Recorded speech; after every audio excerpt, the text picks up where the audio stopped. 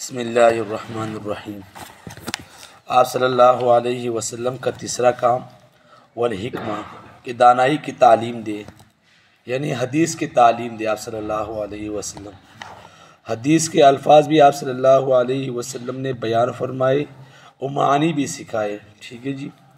ایک موقع پر آپ صلی اللہ علیہ وسلم نے فرمایا کہ انسان کے بدن میں 360 جوڑ ہے اور ہر جوڑ پر صدقہ لازم ہے۔ 360 جوڑ ہے اور ہر جوڑ پر صدقہ لازم ہے۔ لازمی بات ہے، صحابہ پریشان ہو گئے تو صحابہ کرام رضی اللہ تعالیٰ عنہ بڑے حیران ہوئے، عرض کیا حضرت من یطیق ذالک، کس کو اس کی طاقت ہے؟ یعنی کون اتنے پیسے ادا کرے گا، کون اتنا مال ادا کرے گا؟ ہم میں سے کوئی بھی اس کی طاقت نہیں رکھتا اکثر کہ روزانہ 360 صدقے کرے۔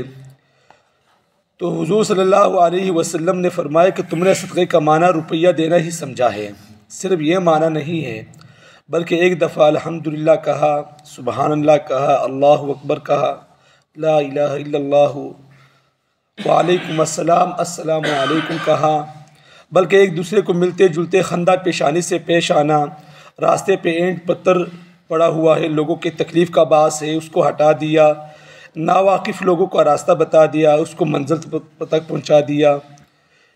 یہ سب چیزیں کیا ہے بھائی؟ یہ صدقہ ہے۔ ایک ایک مرتبہ اللہ کا نام لیا، یہ بھی صدقہ ہے۔ اگر 360 مرتبہ کہہ دو گے تو یہ ہر ایک جوڑ کا صدقہ ادا ہو گیا۔ ایک دفعہ درود شریف پڑھنے سے 10 نیکیاں بھی ملتی ہے، ایک صدقہ بھی ادا ہو گیا، ٹھیک ہے نا۔ ایک مرتبہ درود شریف پڑھ لیا تو صدقہ ادا ہو گیا۔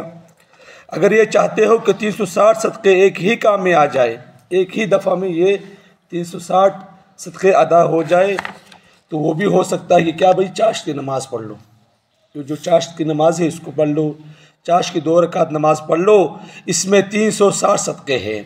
اور نماز چاشت کے لیے مسجد میں جانا بھی ضروری نہیں ہے۔ یہ ضروری نہیں ہے کہ آپ مسجد میں گھر میں تھے، اب آپ کہیں گے بھئی مجھے مسجد میں جانا پڑے گا، وضو بھی کرنا پڑے گا، مسجد دور بھی ہے، چلو نہ ہی ادا کرو، بلکہ کیا کرے بھئی؟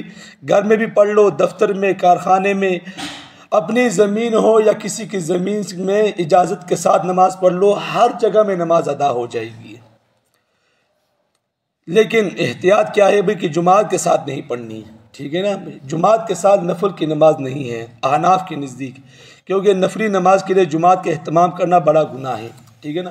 اگر ایک نفل نماز ہے اور آپ لوگ کہتے ہیں کہ بھئی آؤ مل کر جماعت کے ساتھ ادا کر لے اس کو، تو احناف کے یہاں یہ بہت بڑا گناہ ہے۔ حضرت مجدد الافسانی رحمۃ اللہ علیہ فرماتے ہیں کہ نفلی نماز میں اگر 2 آدمی ساتھ مل جائے تو کراہت نہیں، تیسرا آدمی مل گیا تو مکروہ تنزیہی ہے، اگر چوتھا مل گیا تو مکروہ تحریمی یعنی حرام ہے۔ یہ مردوں کے لیے حکم ہے، ٹھیک ہے نا۔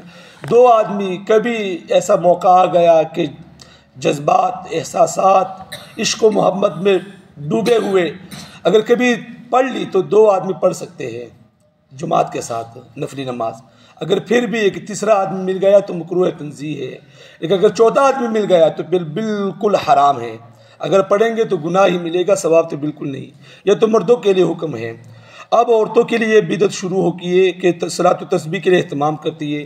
جو صلاۃ التسبیح ہم نماز پڑھتے ہیں وہ 75 مرتبہ پڑھتے ہیں، اس میں تو عورتوں نے اس کو جماعت کے ساتھ ادا کرنا شروع کر دی، اور اس کے لیے باقاعدہ مسجدوں میں اعلان ہوتے ہیں کہ آؤ اہتمام کے ساتھ یہاں جماعت کی نماز ادا ہوگی، عورتوں کے لیے علیحدہ اہتمام ہے، مردوں کے لیے علیحدہ اہتمام ہے۔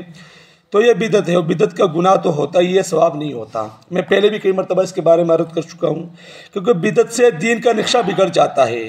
اپنی جگہ تہجد پڑھو، اشراق پڑھو، صلاۃ التسبیح پڑھو، لیکن بڑی سعادت کی بات ہے، پڑھتے رہو، بڑی ثواب کی چیز ہے، مگر اس کے لیے اہتمام کرنا یعنی جماعت کے ساتھ اس کو نماز پڑھنا، یہ بہت بڑا گناہ ہے۔ شاید آپ نے کل دیکھا بھی ہوگا، اکثر عورتیں گھروں سے نکل کر ایک مسجد میں اکٹھے ہوئی اور پھر وہاں پر نماز کے ساتھ، جماعت کے ساتھ انہوں نے صلاۃ التسبیح کی نماز پڑھی۔ پہلے تو ان کا مسجد میں آنا ہی نہیں بنتا، ٹھیک ہے نا۔ پھر آج کل کے دور میں احناف کے نزدیک تو بہت بڑا گناہ ہے مسجد میں عورتوں کا آنا، ٹھیک ہے نا، کہ جماعت کے ساتھ چھوڑو بھئی، ایسی بھی نماز نہیں پڑھ سکتی، اور اگر کبھی پڑھنی بھی ہوئی تو گھر میں پڑھ لے، گھر سے بہترین عورت کے لیے کوئی جگہ نہیں ہے۔ تو اللہ تعالیٰ سے دعا ہے اللہ تعالیٰ عمل کی سمجھ کی توفیق عطا فرمائے۔ وآخر دعوانا الحمدللہ رب العالمین۔ صلی اللہ علیہ وسلم.